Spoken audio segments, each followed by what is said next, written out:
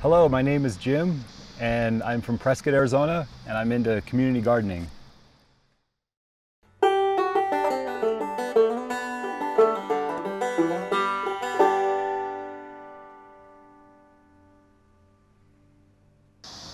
About 2 years ago, my wife and I started looking for a piece of land to build a garden and seeing if we could grow our own food. And we looked around for about a year or so, and then we bought this property, and it was perfect. It's an acre and a half. It had its own well, and we've been working on it ever since. There's a lot more to it than just throwing seeds in the ground. I kind of had this idealistic vision of what it was going to be like. It's kind of a lot of trial and error, a lot of observation, seeing what works, what doesn't. And it seems like for everything I learn or I figure out, I learn that there's two more new things that I didn't even know I needed to learn.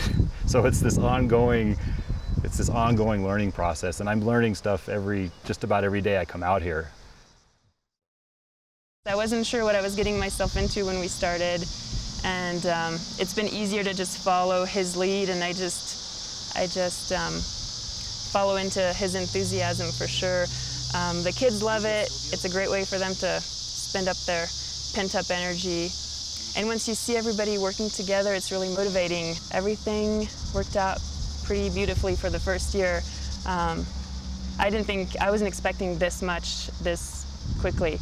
I thought we'd have a little plot with a few tomatoes just for fun, and it's already a huge garden. There's already goats. It's already a very successful venture. This is a pretty garden. We've got probably 12 or 15 different types of vegetables that we're growing here. We've got kale, we've got chard. We had different varieties of lettuce that did well in the late spring.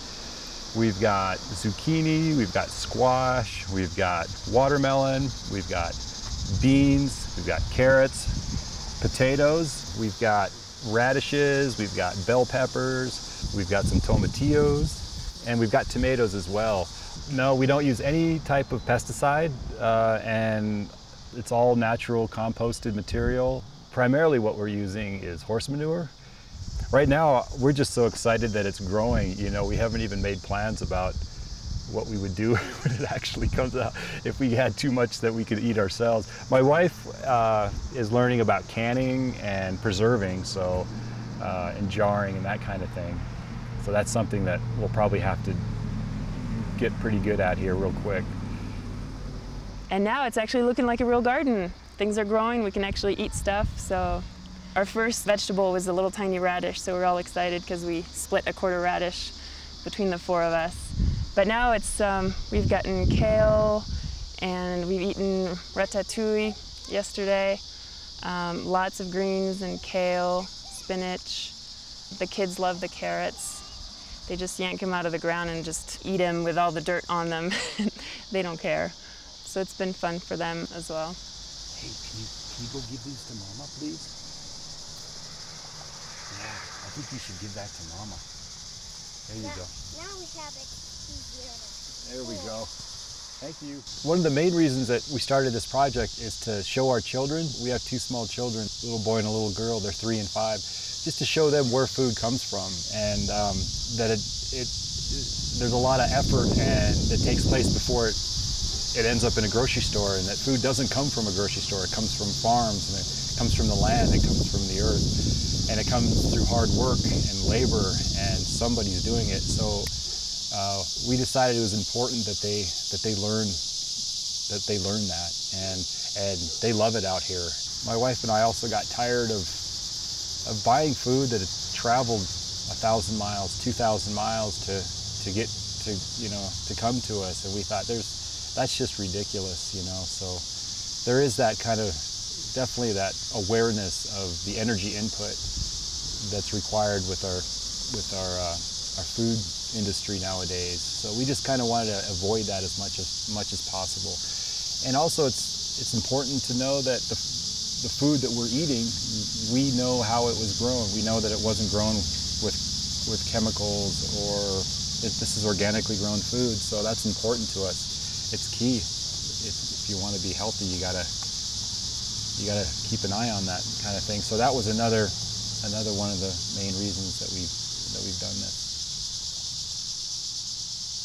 My regular job consumes anywhere between, a busy week will be 50 hours a week, a slow week will be maybe 20 hours a week. So, you know, sometimes it gets pretty hectic, but now that the beds are built, it's kind of on autopilot for the most part right now.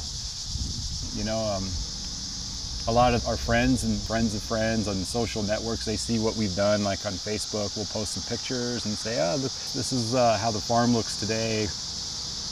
And I think seeing is believing. People see that and they get inspired. And a lot of our friends have, you know, started their own little home garden, whether it be a 4 by 8 foot plot where they're growing maybe a handful of tomato plants or maybe a little bit bigger. But, you know, seeing is believing, and it's exciting. And I was inspired by going on other people's gardens or here around town, and to me it's just a lot of fun. It's real exciting and it's contagious.